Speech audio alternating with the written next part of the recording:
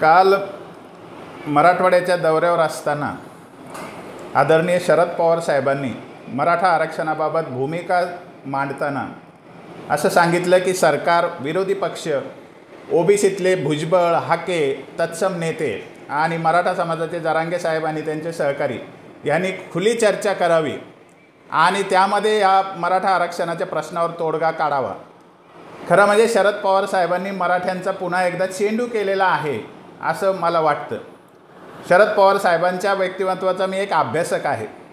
मी भाजपवर आणि फडणवीसावर अनेक वेळा टीका करतो, परंतु मराठा समाजाला सत्य सांगावं या भूमिकेतून मी ही बोलतोय। शरद पवार साहेबांनी मराठा आरक्षणाच्या प्रश्नाच्या मुळाशी काही खुट्या मारून ठेवलेल्या आहेत। पहिल्यांदा म्हणजे 1967ला पवार साहेब आमदार झाले आणि त्याच वर्षी ओबीसीची पहिली यादी तयार झाली, त्यात मराठा समाज नव्हता। शरद पवार साहेबांना आरक्षण समजत नव्हतं असं काही कोणी समजू नये।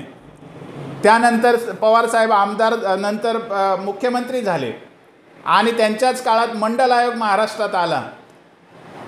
ओबीसीची यादी तयार करत असताना महाराष्ट्राची एक 272 जातीची यादी तयार केली आणि त्या 272 मध्ये मराठा समाजाचा समावेश केला गेला नाही, याची सर्वस्वी जबाबदारी त्यांच्या सरकारवर जाते।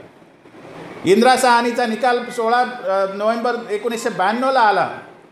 त्या निकालात कुठेही राज्यामध्ये मंडल आयोग लागू करायला सांगितलेला नव्हता। मंडल आयोग संसदेने किंवा कोर्टाने कधीही मान्य केलेला नाही आहे, परंतु महाराष्ट्रामध्ये 1994ला मंडल आयोग लागू करण्याच्या नावाखाली या शरद पवार साहेबांच्या सहीने ओबीसीच्या आरक्षणात 1994ला तब्बल 18% वाढ करण्यात आली। म्हणजे खुल्या प्रवर्गाच्या 18% तेव्हा कमी करण्यात आली आणि जे इंदिरा साहनीने सांगितलेली 50%ची मर्यादा त्या ठिकाणी लॉक करण्यात आली, व्यापून टाकण्यात आली आणि मराठा आरक्षणाचं जे अधिकार आहे, मराठा समाजाचा जो घटनात्मक मर्यादित आरक्षणाचा अधिकार होता, तो अधिकार कायमचा बंद झाला। त्यामुळे 2010ला म्हणजे आता जी बातमी सगळीकडे आहे पुढारी वर्तमानपत्रातली की मराठ्यांना कधीही कायदेशीर आरक्षण मिळणार नाही, त्याचं कारणच 1994चा GR आहे। काल पवार साहेबांनी माफी मागितली। नामांतराचा विषय मी एकतर्फी मुंबईत बसून घेतला होता म्हणून त्याचे दुष्परिणाम झाले असं साहेब म्हणाले, परंतु पवार साहेब तुम्ही माफी कधी मागणार आहात मराठा समाजाची की 1994ला खुल्या प्रवर्गातलं 18% आरक्षण केवळ 6 महिन्यात तुम्ही व्यापून टाकलं, ओबीसीच्या पदरात टाकलं, मराठ्यांचं काय होईल असं तुमच्या मनात कधीही विचार आला नाही, त्यामुळे तुम्ही मराठ्यांची माफी कधी मागणार आहात। त्यानंतर 2008 मध्ये जेव्हा बापट आयोगाचा अहवाल देण्याची तयारी झाली तेव्हा शेवटच्या महिन्यात रावसाहेब कसबेची तुम्ही त्या आयोगावर वर्णी लावली आणि शेवटच्या मीटिंगमध्ये भोईटे मॅडमला त्या ठिकाणी ॲब्सेंट राहायला तुम्ही सांगितलं आणि रावसाहेब कसबेच्या माध्यमातून मराठा आरक्षणाच्या विरुद्ध अहवाल बापट आयोगाने दिला। याच्या मुळाशी शरद पवार साहेबांचं राजकारण आहे। त्यानंतर पुन्हा 2008 मध्येच मेटे साहेब तुमचेच आमदार होते, त्यांना स्वतंत्र मागणी करायला सांगितली की 50%च्या वरचं 25% आरक्षण तुम्ही मराठ्यांना द्या अशी सरकारकडे मागणी त्यांना करायला लावली।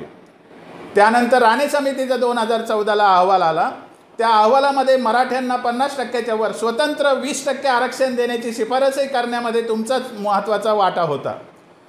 एकदा तुम्ही 50%ची मर्यादा व्यापून टाकली, ओबीसींना मनमानी पद्धतीने, घटनाबाह्य पद्धतीने, बेकायदेशीर पद्धतीने आरक्षण देण्याचं धोरण तुमचं राहिलं, कधीही तुम्ही त्याबद्दल मराठ्यांच्या समोर एक चकार शब्दानेही कधीही पश्चाताप केलेला नाही।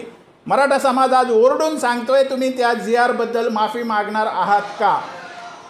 आणि त्यानंतर आज तुम्ही भाजप सरकार आणि एकनाथ शिंदे यांचं सरकार यांच्याकडे अपेक्षा व्यक्त करताय की तुम्ही चर्चा करा आणि मराठ्यांना योग्य ते आरक्षण द्या। आरक्षण द्यायला तुम्ही बाकी ठेवलंय काय? मुळामध्ये कोणतंही सरकार आलं, अगदी शरद पवार साहेबांचं जरी सरकार पुन्हा आलं तरी आज एवढी ही जखम त्यांनी करून ठेवलेली आहे, एवढं घटनाबाह्य काम त्यांनी करून ठेवलेलं आहे की आता कोणालाही मराठा समाजाला 50%च्या आत आरक्षण देणं शक्य होणार नाही। एवढं सगळं कारस्थान शरद पवारांच्या राजकारणाने झालेलं असल्यामुळे मराठवाड्यातल्या मराठा समाजाचं तर तोंडचं पाणी पळालेलं आहे।